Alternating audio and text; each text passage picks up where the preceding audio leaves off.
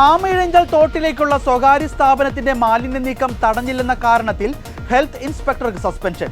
Secretariat ഉൾപ്പെടെ വരുന്ന സർക്കിളിലെ health ഇൻസ്പെക്ടറായ K Ganesh കുമാറിനെയാണ് suspend ചെയ്തത്. ആഭ്യന്തര അന്വേഷണ റിപ്പോർട്ടിനെ തുടർന്നാണ് മേയർ ആര്യ രാജേന്ദ്രൻ ഗണേഷിനെ സസ്പെൻഡ് ചെയ്തത്. സ്വകാര്യ സ്ഥാപനത്തിലെ മാലിന്യ നീക്കം തടഞ്ഞില്ല.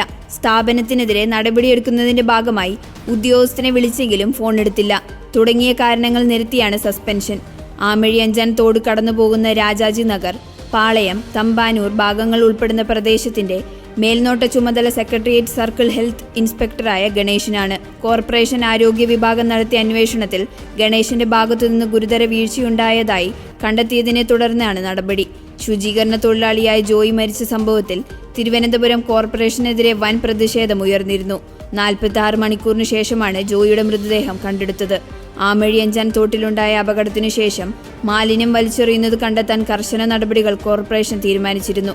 മാലിന്യം വലിച്ചെറിയുന്നത് തടയാൻ നടപടിയെടുക്കുന്നില്ലെന്ന വിമർശനത്തെ തുടർന്നാണ് കോർപ്പറേഷന്റെ നടപടി.